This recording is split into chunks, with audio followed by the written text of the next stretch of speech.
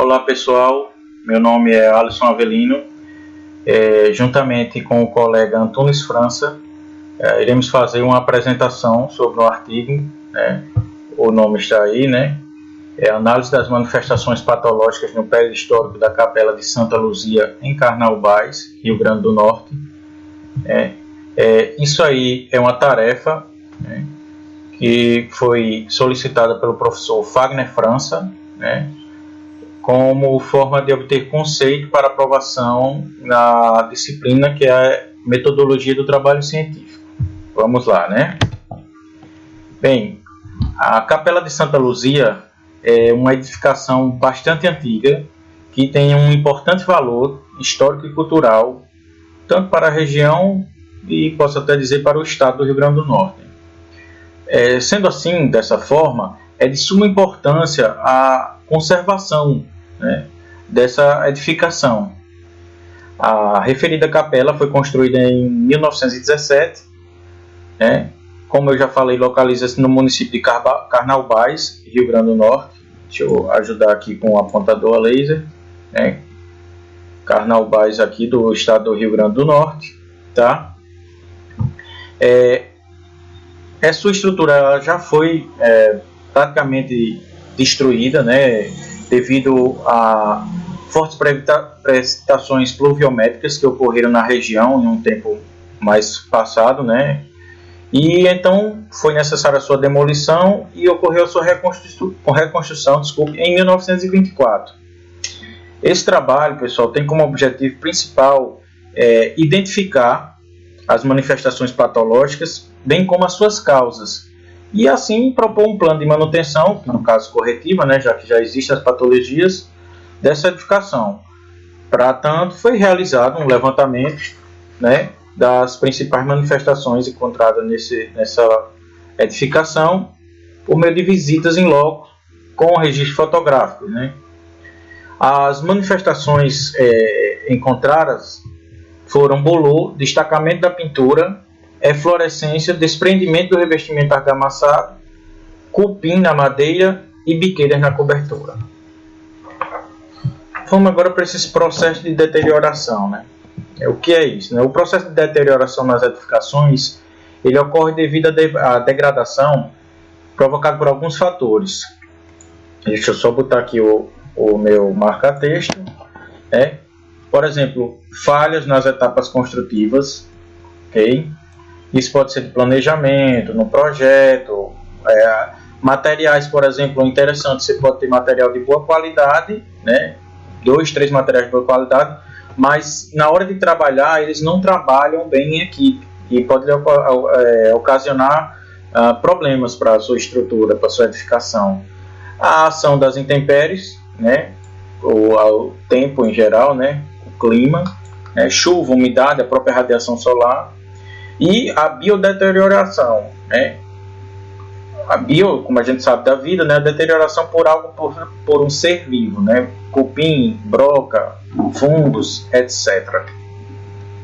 No próximo slide aqui, a gente vai ver o estudo das manifestações em si, O estudo da manifestação patológica é de suma importância, para qualquer obra, para a sociedade como um todo. Afinal, você quer que aquela sua edificação dure o máximo de tempo possível dentro das condições de uso, Então, de acordo com o Lira de 2015, as edificações em geral elas estão suscetíveis ao surgimento de manifestações patológicas, na construção ou após dela, tá?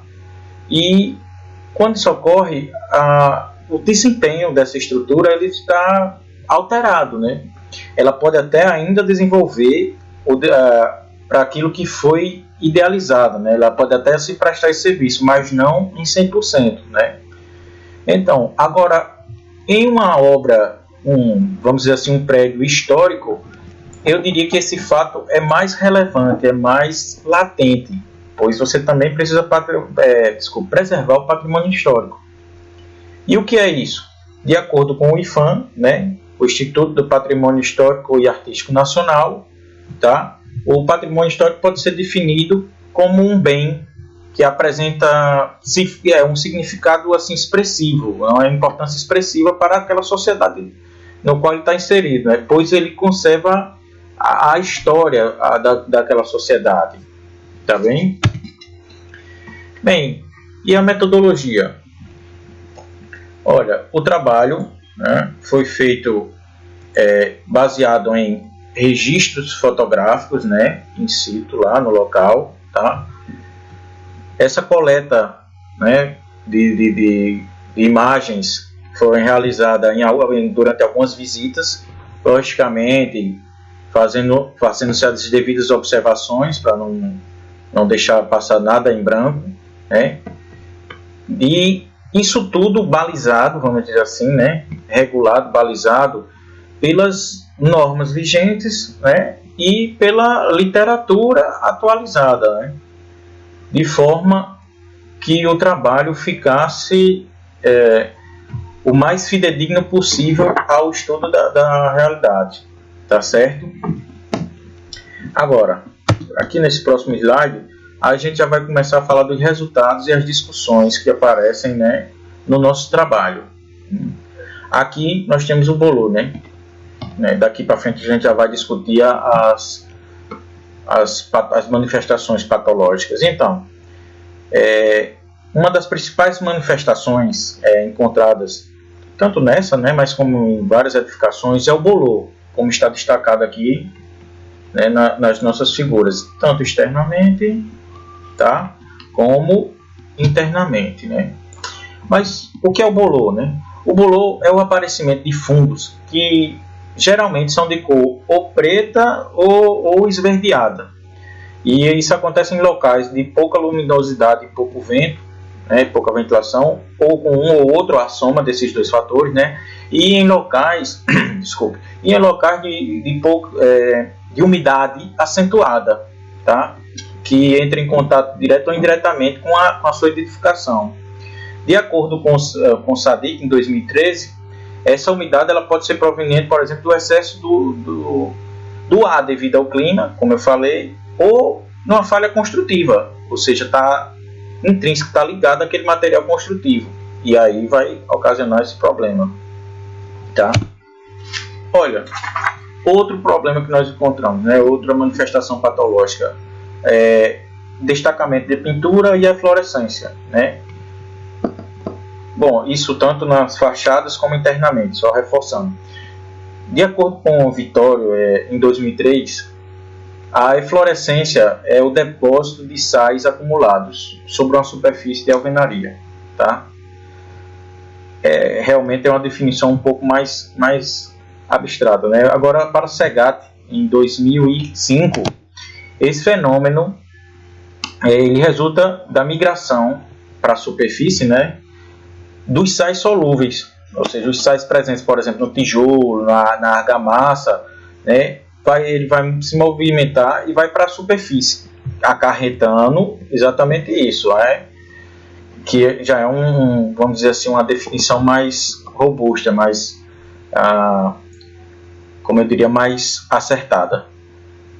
Então, esses sais eles chegam à superfície geralmente pelo seu principal agente transportador, que é a água, presente no ambiente que ele se encontra. Tá? O bolor e o destacamento das pinturas mostrado aqui, né, podem ser causados pela sua umidade presente no solo, tá, de onde está localizada a nossa edificação. Isso foi constatado também em visitas ao local. A edificação encontrava-se em um terreno suscetível, a alagamentos, tá bom? E mais uma coisa que deve ser levada em conta são os arredores da sua construção durante esse tipo de coisa. E então, vou passar agora a palavra ao meu colega Antunes, né, como eu bem falei no começo do vídeo, é um trabalho com 2 participantes. Agradeço o tempo, né, desprendido e até a próxima. Oi pessoal, meu nome é Antunes França Eduardo, juntamente com Alisson eu desenvolvi esse artigo sobre as manifestações patológicas presentes na Capela de Santa Luzia, né? uma edificação localizada na cidade de Carnaubais, Rio Grande do Norte.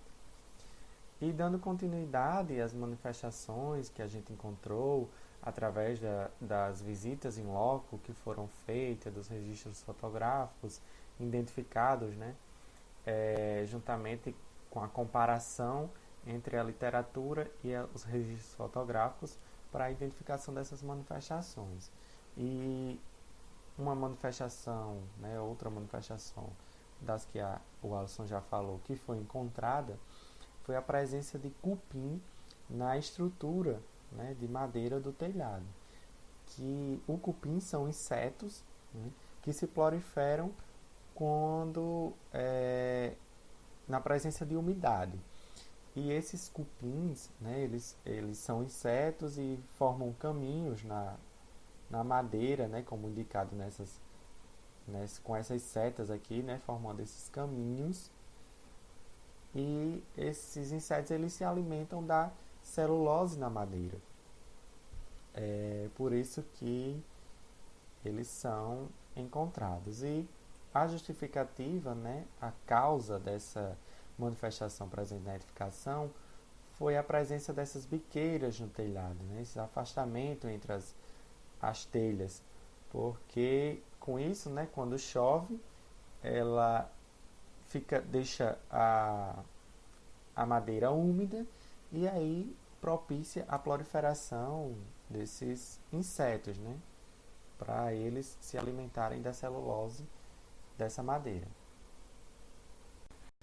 E a ocorrência dessas biqueiras no telhado é devido à falta de manutenção que não é feita nessa cobertura e as movimentações naturais, né, devido ao vento e animais e outros fatores, acaba ocorrendo o afastamento dessas telhas, já que não é feita essa manutenção, inclusive do agerol da cobertura. Outra manifestação encontrada foi o destacamento de revestimento, como indicado nessa figura, né, circulada. E esse tipo de manifestação ocorre devido à movimentação da estrutura ou devido à falta de aderência entre uma superfície, por exemplo, aí no caso a pintura, e o reboco. E essa falta de aderência ela pode ser ocasionada por diversos fatores. E um deles é a presença de materiais pulverulentos, né? O excesso desses materiais pulverulentos, que são materiais mais finos, como o barro, que era muito utilizado nas edificações, na construção das edificações anteriores, que é o caso dessa edificação. Então, tem um excesso de barro na argamassa de revestimento dessa edificação. E esse excesso de barro, que é um material pulverulento, ele causa essa falta de aderência entre a pintura, a película de pintura, e o revestimento, ocasionando esse destacamento do revestimento. Então, finalizando essa parte de identificação das manifestações patológicas presentes na edificação, foi dado início à parte do plano de manutenção corretivo dessas manifestações presentes na edificação em estudo. E como foi proposto nos objetivos desse trabalho. E com isso, né, foi observado, identificado a correção para cada manifestação presente. Para o caso da cobertura, foi identificado que deve ser feito o retelhamento dessa cobertura, porque as telhas já estavam desagregando e muito afastadas, então tem que fazer o retelhamento e substituir essas telhas antigas, que fazem muitos anos que não é feito nenhum reparo. E além das telhas, também deve ser feita a substituição da madeira, da estrutura de madeira que apresenta cupim. E essa substituição deve ser feita pela madeira da mesma espécie que foi utilizada antes, que dificilmente vai ser encontrada, né? E também conservar as mesmas dimensões que da madeira, da estrutura existente atualmente. Caso seja substituído 100% dessa madeira, não precisa ser da mesma espécie, pode ser de outra espécie, e também as dimensões dessa estrutura vai ser dimensionadas de acordo com o projeto, de acordo com a espécie também. E finalizando essa parte de cobertura, nós temos a correção do desprendimento tanto da pintura quanto do revestimento. O desprendimento da pintura é feito o lixamento dessa superfície nas paredes e aplica novas demãos de tinta. Já o desprendimento do revestimento, que foi o que eu mostrei, devido ao excesso de materiais pulverulentos, deve ser feito recortes em quadrados retangulares desse revestimento, deve ser refeito o revestimento e com isso lixado e pintado novamente. E com relação à eflorescência, essa eflorescência, esse depósito de sais, ele deve ser removido da superfície.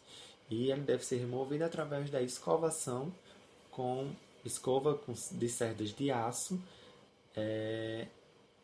e fazer a limpeza, né, com solução de água e ácido muriático para remover esses sais, e depois da remoção desses sais é que eu posso aplicar a pintura. Com referência ao bolor, né, a presença dos fungos, deve ser feita a escovação também dessa superfície com escova dura, assim como a escova cerdas de aço, assim como a eflorescência. Só que a solução aplicada é uma solução de fosfato trissódico, 30 gramas de fosfato para 1 litro de água, ou uma solução de hipoclorito de sódio, né, que tem uma concentração de 4 a 6% de cloro ativo, para enxaguar essa superfície com água em abundância para retirar esses fungos que são prejudiciais à saúde. E com isso a gente elaborou, finalizando essa plano de correção para as manifestações patológicas encontradas na edificação, fizemos um cronograma para a execução, para quando for feita a execução desses reparos, né? Então, primeiro, a gente identificou que pode ser feito em 3 semanas. Na primeira semana, fazendo os reparos referentes à cobertura. Além disso, na segunda semana, temos a eliminação do bolor e da eflorescência, né? Essa limpeza da superfície, o lixamento das paredes para a pintura. E em seguida eu faço a pintura novamente dessa edificação. E com isso eu finalizo o plano de manutenção, que pode ser entregue, né, e vai ser entregue a os responsáveis pela capela, pela administração da capela, para que eles possam fazer esses reparos e conservar esse patrimônio. Como conclusão do nosso trabalho, a gente pode concluir que a edificação tem grande incidência, né, de bolor, principalmente nas fachadas, como o Alisson mostrou. Também temos a presença do destacamento da pintura em todas as paredes e a degradação da madeira devido à presença de cupim e também das telhas. E as manifestações encontradas, eles decorrem principalmente da falta de manutenção dessa edificação. De acordo com o pessoal, fazem mais de 10 anos que não é feito nenhum tipo de reparo. E há 10 anos foi feito reparos de pintura e revestimento. Nada com relação à cobertura e outras coisas. E devido a isso, né, como já mencionei, com o plano de manutenção que foi proposto, a paróquia ela pode adotar esse plano e conservar essa edificação que faz parte da cultura e da história do povo de Carnaubais. É só isso, pessoal. Obrigado pela atenção de vocês. O nosso muito obrigado.